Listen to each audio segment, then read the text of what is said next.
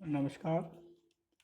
आप सभी बीए पाठ प्रथम वर्ष के विद्यार्थियों का आज के व्याख्यान में स्वागत है। आज हम हमारे जो सामाजिक परिवर्तन की अवधारणा है उसके अंतिम व्याख्यान पर चर्चा करने जा रहे हैं। इससे पूर्व हमने सामाजिक परिवर्तन का अर्थ, प्रकार, परिभाषा आदि के संदर्भ में चर्चा की थी। सामाजिक परिवर्तन के कारकों पर भी हमने चर्चा की। अब हम सामाजिक परिवर्तन के सैद्धांतिक उपागमों पर चर्चा करने जा रहे हैं। पाठ्यक्रम के अनुसार सामाजिक परिवर्तन के 3 तरह की सैद्धांतिक उपागम आपके पाठ्यक्रम में सम्मिलित किए गए हैं।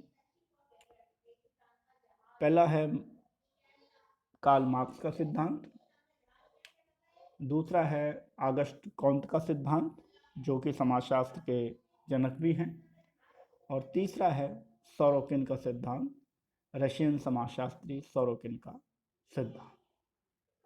सर्वप्रथम हम चर्चा करेंगे कार्ल मार्क्स के सामाजिक परिवर्तन के सिद्धांत पर।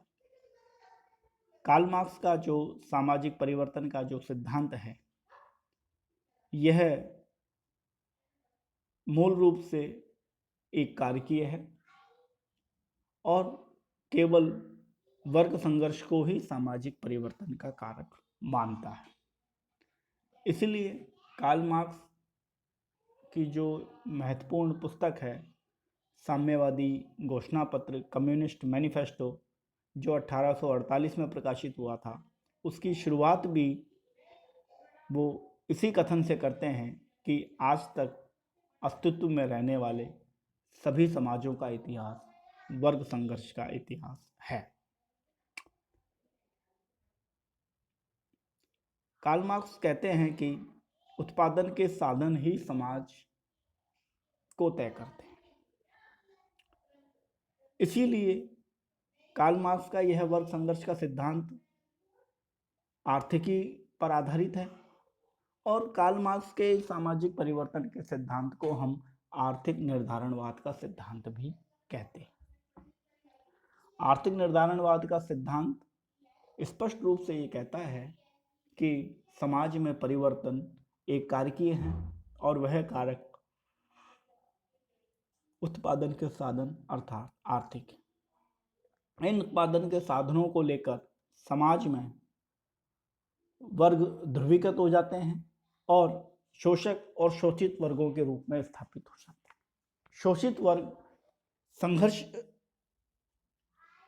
वर्ग एकीकृत हो संघर्ष करता है और शोषक वर्ग को पदस्थापित करता है। इस संपूर्ण प्रक्रिया में परिवर्तन अपरिहार्य है, निश्चित है, और समाज में इस तरीके से एक अवस्था से दूसरी अवस्था में परिवर्तन आता है।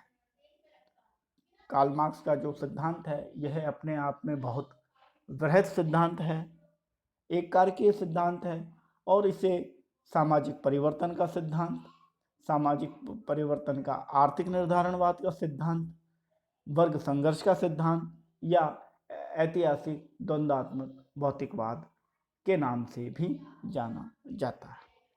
कार्ल मार्क्स के सिद्धांत के पश्चात जो दूसरा सिद्धांत आपके पाठ्यक्रम में है, वह है ऑगस्ट कॉन्त का सिद्धांत, ऑगस्ट काम्टे का सिद्धांत।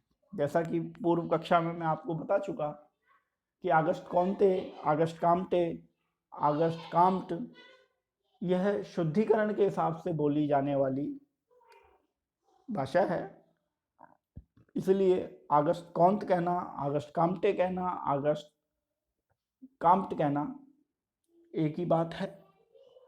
अब ऑगस्ट कॉन्त का सिद्धांत है, वह 3 स्तरों को लेकर चलता है, और यह सिद्धांत मानता है कि जो परिवर्तन है वह कुछ निश्चित चरणों से होकर गुजरता है।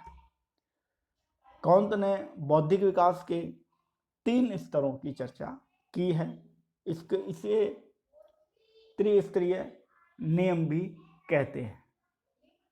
पहला, धार्मिक अवस्था थियोलॉजिकल स्टेट।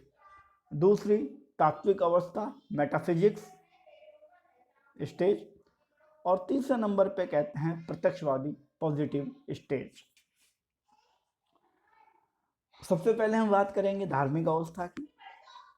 प्रारंभ में व्यक्ति किसी भी वस्तु का ज्ञान प्राप्त करने के लिए धार्मिक स्तर पर ही सोचता है, और दूसरे स्तर तात्विक में आकर वह वस्तु के गुणों की व्याख्या करता है, और तीसरी अवस्था में ज्ञान प्राप्त करने के लिए विधि, प्रयोग, तर्क व अनुभव का प्रयोग करता है, जिसे प्रत्यक्षवादी अवस्था कहते हैं। एक अवस्था से दूसरी अवस्था में मनुष्य की बौद्धिक विकास का परिवर्तित होना समाज में परिवर्तन को भी उत्पन्न करता है। इसीलिए ऑगस्ट कॉम्ट का ये नियम स्टेजेस ऑफ 3 लॉ, तीन स्तर का नियम कहलाता है, और समाज में परिवर्तन को समझने की व्याख्या करता है। सर्वप्रथम हमारी जंगली अवस्था, आदिम साम्यवादी अवस्था या ग्रामीण अवस्था। इस अवस्था में मनुष्य धार्मिक आधार पर सारी वस्तुओं का ज्ञान प्राप्त करता है और उसके अकॉर्डिंग अपना सामाजिक जीवन व्यतीत करता है। उसके पश्चात वह तात्विक अवस्था में आता है, तत्वों के गुणों के आधार पर ज्ञान के विकास की बात करता है और उसी के अकॉर्डिंग समाज का निर्माण करता है। तीसरी अवस्था प्रत्यक्षवादी अवस्था, अर्थात तर्क, विधि, प्रयोग, अनुभव आदि के आधार पर, विज्ञान के आधार पर बौद्धिक विकास करता है और उसी के अनुरूप समाज में परिवर्तन भी होता है, अर्थात समाज व्यवस्था स्थापित भी करता है। इस तरीके से ऑगस्ट कॉम्ट का कहना है कि समाजों में परिवर्तन आता है। यह था ऑगस्ट कॉम्ट का सिद्धांत। अब हम जो सबसे महत्वपूर्ण सिद्धांत है सामाजिक परिवर्तन का, सोरोकिन का सिद्धांत, इसकी चर्चा करेंगे। सोरोकिन रशियन समाजशास्त्री थे और जो इनकी पुस्तक है सोशल एंड कल्चर डायनामिक्स, इसमें ये अपने सामाजिक परिवर्तन का सिद्धांत देते हैं और सामाजिक परिवर्तन के सिद्धांत को संस्कृति के 3 भागों में वर्गीकृत करके समझाते हैं। पहला है इंद्रिय परक संस्कृति, दूसरा है विचरणात्मक संस्कृति और तीसरा है आदर्शवादी संस्कृति। अब हम एक एक करके इन संस्कृतियों के बारे में समझेंगे। सबसे पहले हम समझते हैं इंद्रिय परक संस्कृति। इस संस्कृति का संबंध भौतिक सुख समृद्धि से है, सुख वृद्धि से है, भौतिकतावाद से है। अर्थात मानव शरीर की सभी आवश्यकताओं की पूर्ति की मांग इंद्रिय परक संस्कृति करती है, अर्थात जिसे आगमन भौतिक संस्कृति कहते हैं उसे सोरोकिन इंद्रिय परक संस्कृति कहते हैं, और भौतिक संस्कृति और इंद्रिय परक संस्कृति एक हो जाती है। इसके पश्चात दूसरी जो संस्कृति है विचरणात्मक संस्कृति, इसके अंतर्गत ईश्वरीय व आध्यात्मिक चिंतन युक्त संस्कृति के तत्व आते हैं। इसका उद्देश्य धर्म, दर्शन व अंतिम सत्य की खोज करना होता है। यह संस्कृति इस लोक के शारीरिक आयामों के विपरीत त्याग व संन्यास के पक्ष में है, और यह उपयोगितावादी नहीं है, भौतिकवादी नहीं है, इंद्रिय परक नहीं है, और ना ही नवीन आविष्कारों में इसका विश्वास है। अर्थात दूसरी जो जन संस्कृति है वह विचरणात्मक संस्कृति है। इसे आध्यात्मिक संस्कृति भी कहते हैं। दूसरे अर्थों में जो आगमन ने संस्कृति का दूसरा प्रकार बताया था अभौतिक संस्कृति, उसे हम विचरणात्मक संस्कृति के अंतर्गत सोरोकिन रखते हैं। सोरोकिन संस्कृति का जो तीसरा प्रकार बताते हैं वह है आदर्शवादी संस्कृति। सोरोकिन कहते हैं कि इंद्रिय परक एवं विचरणात्मक संस्कृति के मध्य की भी एक अवस्था होती है जिसे हम आदर्शवादी संस्कृति कहते हैं और इसमें इन दोनों संस्कृतियों के तत्वों का समावेश होता है। जब इंद्रिय परक संस्कृति विचरणात्मक संस्कृति की ओर जाती है अथवा इसके विपरीत जाती है तो वह आदर्शवादी संस्कृति का रूप ग्रहण करती है। इसमें विज्ञान, दर्शन, कला, साहित्य और अध्यात्म किसी की भी उपेक्षा नहीं की जाती, ज्ञान का उपभोग होता है, अर्थात यह भोगवादी संस्कृति भी कहलाती है। सोरोकिन कहते हैं कि इंद्रिय परक संस्कृति के तत्व भी इसमें शामिल हैं और विचरणात्मक संस्कृति के तत्व भी इस संस्कृति के अंतर्गत शामिल होते हैं और इसे आदर्शवादी संस्कृति कहते हैं।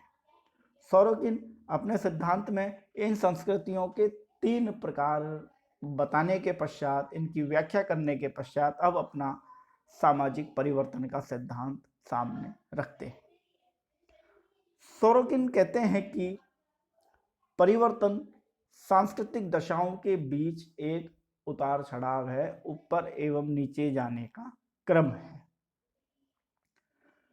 कोई भी संस्कृति एक व्यवस्था है, सिस्टम है तथा उतार चढ़ाव की प्रक्रिया जो है वह विचरणात्मक संस्कृति और इंद्रिय परक संस्कृति के मध्य चलती है।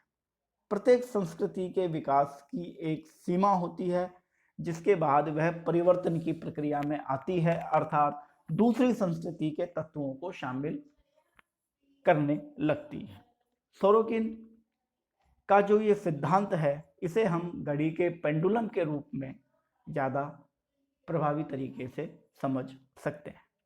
सोरोकिन कहते हैं कि घड़ी का पेंडुलम बिल्कुल मध्य में जब होता है तो वह आदर्शवादी संस्कृति को व्यक्त करता है, जब वह बाईं तरफ घूमता है तो इंद्रिय परक संस्कृति की बात करता है और जब वह दाईं तरफ आता है तो विचरणात्मक संस्कृति की बात करता है। सोरोकिन यहाँ पर कहते हैं कि संस्कृति का विस्तार एक निश्चित सीमा तक होता है, उसके पश्चात वह संस्कृति अपने से विपरीत संस्कृति के तत्वों को ग्रहण करने लगती है, अर्थात पेंडुलम की तरह एक निश्चित सीमा की तरह वह बढ़ती है और एक निश्चित सीमा पर जाके वह आदर्शवादी संस्कृति के पास आती है और आदर्शवादी संस्कृति के साथ वह विचरणात्मक संस्कृति की ओर गमन करती है। इस तरह समाज में सामाजिक परिवर्तन का एक चक्र चलता रहता है और समाज में परिवर्तन आता रहता है। इसीलिए सोरोकिन का जो सामाजिक परिवर्तन का सिद्धांत है उसे सीमाओं का सिद्धांत भी कहते हैं। यह एक महत्वपूर्ण कथन है कि सोरोकिन के सामाजिक परिवर्तन के सिद्धांत का नाम क्या है, वह है सीमाओं का सिद्धांत, अर्थात इंद्रिय परक संस्कृति एक सीमा तक विकास करती है और उसके पश्चात वह पुनः विचरणात्मक संस्कृति की ओर गमन करती है और गमन करने से पूर्व वह आदर्शवादी अवस्था में भी आती है। इसी प्रकार विचरणात्मक संस्कृति भी एक निश्चित सीमा के पश्चात आदर्शवादी संस्कृति के पास आती है और आदर्शवादी संस्कृति के पास से वह इंद्रिय परक संस्कृति की तरफ गमन करती है। इस तरीके से एक निश्चित सीमाओं के पश्चात संस्कृति में परिवर्तन आना निश्चित है। इसीलिए सोरोकिन का जो यह सामाजिक परिवर्तन का सिद्धांत है इसे सीमाओं का सिद्धांत भी कहते हैं। इस प्रकार आज के व्याख्यान में हमने देखा कि सामाजिक परिवर्तन के संदर्भ में 3 सैद्धांतिक विचारधाराएं प्रचलित हैं। पहली ऑगस्ट कॉम्ट की विचारधारा है, दूसरी विचारधारा कार्ल मार्क्स की विचारधारा है और तीसरी विचारधारा सोरोकिन की विचारधारा है। ऑगस्ट कॉम्ट की जो विचारधारा है वह बौद्धिक विकास के आधार पर समाज में सामाजिक परिवर्तन की व्याख्या करती है। उसे त्रिस्तरीय नियम का सिद्धांत भी कहते हैं, द लॉ ऑफ 3 स्टेज।